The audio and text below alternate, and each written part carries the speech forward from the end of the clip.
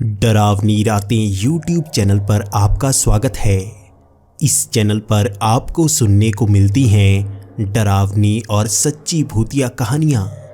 तो अगर आपको ऐसी ही वीडियोस देखना पसंद है तो हमारे इस चैनल को सब्सक्राइब करना ना भूलें। तो अब बढ़ते हैं आज की कहानी की ओर।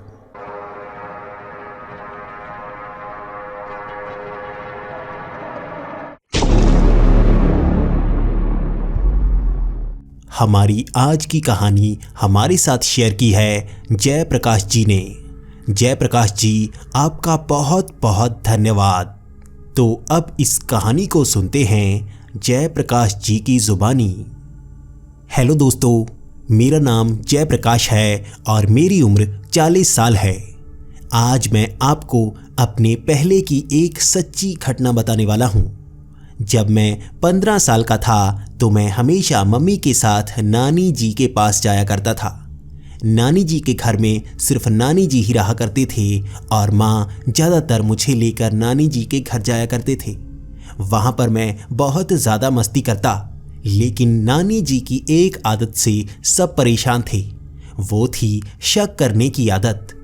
नानी जी हमेशा शक किया करती थी कि उनके पड़ोसी वाली एक आंटी उन पर टोना टोटका करती है।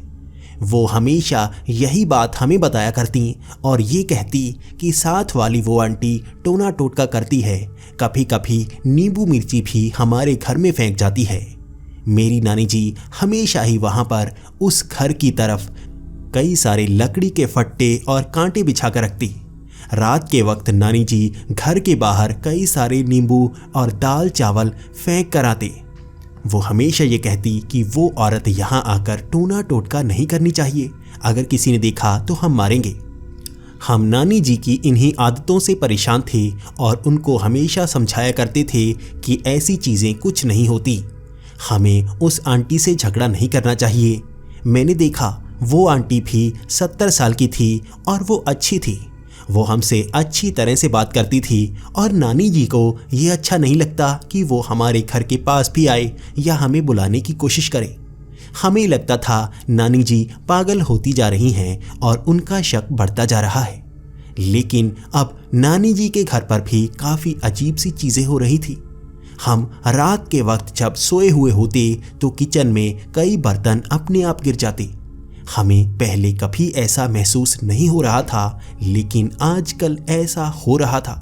सामान गिर जाता। सुबह जब हम उठते तो झाड़ू कहीं और पड़ा होता और कई सामान कहीं और पड़ा होता, जबकि हम सबसे पूछते कि कौन ऐसा करता है। माँ हमेशा शक करती कि रात के वक्त जब मैं बाथरूम के लिए उठता हूँ तो मैं उस सामान को वहाँ रख देता हूँ, लेकिन मैं माँ को हमेशा समझाता कि मैं रात को उठकर किसी सामान को हाथ नहीं लगाता, वो सामान अपने आप हिलता है। मैं माँ को समझाने की कोशिश करता, लेकिन माँ नहीं मानती। लेकिन नानी जी ये कहती कि हमारे घर पर वो औरत टूना टोटका करती है, जिस कारण प्रेत ऐसा करते हैं। इसके बाद माँ मुझे ज़्यादा डांटती। माँ कहती कि तुम नानी को पागल करने पर तुले हुए हो, रात को तुम शरारतें करते हो, और नानी अपना शक बढ़ाती जाती हैं। पहले तो हमें उस आंटी पर बिल्कुल भी शक नहीं था, लेकिन एक बार मैं और माँ जब बाहर खड़े थे तब हमने देखा कि उस आंटी के घर से बहुत ज़्यादा धुआं निकल रहा था। उसके घर से इतना ज़्यादा धुआं निकल रहा था जैसे वहाँ पर हवन हो रहा हो।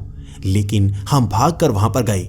हमने देखा पड़ोसी भी उस घर में नहीं जाना चाहते थे, लेकिन माँ उस आंटी को थोड़ा बहुत बुलाने लगी थी।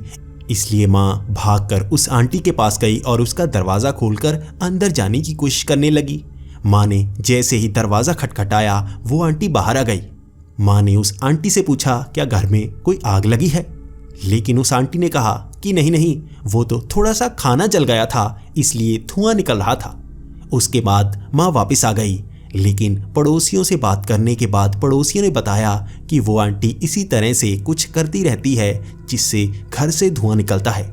कई बार लोगों ने पूछने की कोशिश की, लेकिन वो हमेशा कहती है कि खाना जल गया है इसलिए धुआं निकलता रहता है। वैसे तो बात करने में वो आंटी अच्छी थी, लेकिन ऐसी हरकतों के कारण हम भी उसके घर कभी नहीं जाना चाहते थे और वो अपने घर कभी किसी को बुलाती भी नहीं। बाहर वो हमेशा दूसरों के घरों के अंदर जाने को आतुर रहती और वो हमेशा लोगों के घरों के अंदर घुसने की कोशिश करती रहती।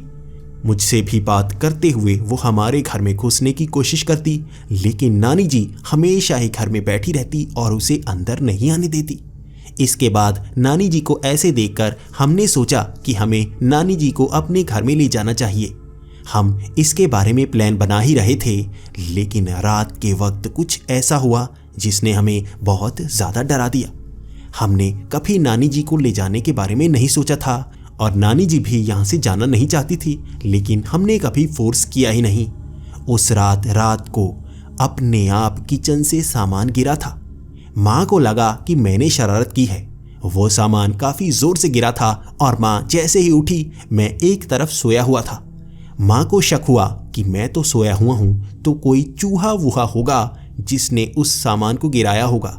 माँ जल्दी से जाकर किचन में देखना चाहती थी, लेकिन माँ जैसे ही किचन में गई वहाँ पर माँ को एक काला साया नजर आया।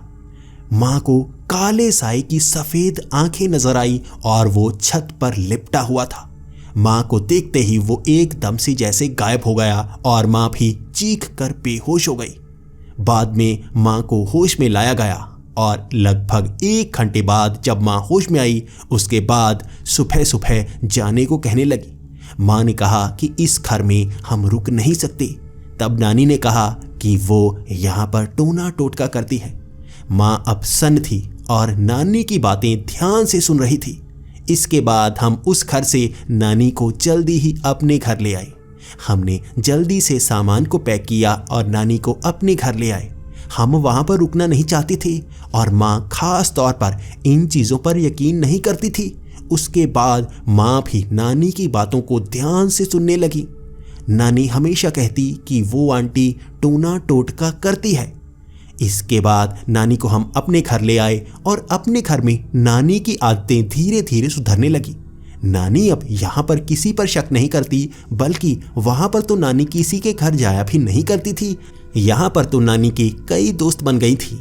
नानी अपनी उम्र की कई सहेलियों के साथ शाम को घूमने भी जाती। लेकिन लगभग 2 महीने बाद हमें एक खबर सुनने को मिली।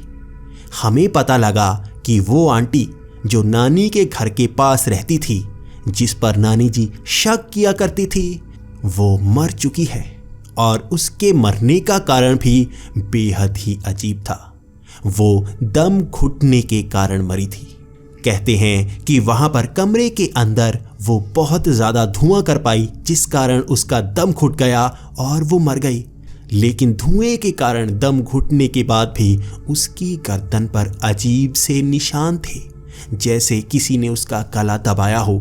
लेकिन वो किसी इंसान की उंगलियों के निशान नहीं, बल्कि लंबे लंबे पतले पतले उंगलियों के निशान थे। सब उस मोहल्ले में यही बताते हैं। और घर के अंदर जब पुलिस पहुंची तो वहाँ बहुत ज़्यादा धुआं था और वहाँ पर आग जल रही थी। वो आंटी वहाँ पर टूना किया करती थी। वहाँ पर कई सारे खून से चक्र बनाए गए थे और वहाँ पर कई सारे नींबू मिर्ची रखे गए थे। पुलिस ने भी रिपोर्ट में यही लिखा कि वो टोना टोटका की कोशिश कर रही थी और दम घुटने के कारण मर गई। उसके गले पर जो निशान थे वो किसी इंसान की उंगलियों के नहीं थे और ना ही किसी चीज़ को वहाँ पर लपेटा गया था। ये निशान इतने ज़ोरदार नहीं थे कि उससे उस आंटी का दम घुटा हो। लेकिन मोहल्ले वाले बताते हैं कि ये एक प्रेत होता है, जिसका इस्तेमाल लोग करते हैं दूसरों को परेशान करने के लिए। अगर उस प्रेत को खाना ना मिले, यानी कि अगर किसी ने उस प्रेत को पालतू रखा हो दूसरों को परेशान करने के लिए और वो किसी को मार ना पाए, तो वो पालने वाले को ही मार देता है। ये लंबी लंबी पतली उंगलियों वाला काल प्रेत होता है। मैं इन चीज़ों पर यकीन नहीं करता, लेकिन उस कहानी को मैं हमेशा याद करता हूँ जो हमारे साथ घटी थी। नानी जी उसके 10 साल बाद चल बसी थी, लेकिन आज भी मैं नानी जी को याद करता हूँ। उस घर से निकलने के बाद नानी जी की आदतें बहुत अच्छी हो गई थी, लेकिन शायद टोना टोटका के कारण उस घर में नानी जी की सेहत बहुत ख़राब रहती थी। तो दोस्तों, आपको ये कहानी कैसी लगी प्लीज़ कमेंट्स में ज़रूर बताएं। आप कैसी कहानियाँ देखना पसंद करोगे ये भी बताएं। इसी के साथ अगर आप ऐसी ही मज़ेदार और रोमांचक डरावनी कहानियाँ सुनना पसंद करते हैं, हमारे वीडियो सेक्शन में ज़रूर जाएं, वहाँ पर ढेर सारी वीडियोस पड़ी हैं, एक बार ज़रूर देखें। तो मिलते हैं अगली वीडियो में, तब तक के लिए धन्यवाद और डरते रहें।